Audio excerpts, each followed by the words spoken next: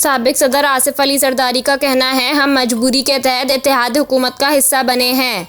Zardari house में कारकुनों से खिताब करते हुए आसिफ जरदारी का कहना था कि हम मौजूदा हुकूमत का हिस्सा ना बनते तो 2035 तक वही टोला इक़्तिदार में रहता। इनका कहना था, साबका हुक्मरान टोला मुल्क में बादशाहत कायम करना चाहता था। फारिग की गई हुकूमत इक़्तिदार में रहती तो हम दुनिया में किसी को मुंह दिखाने के काबिल नहीं रहते।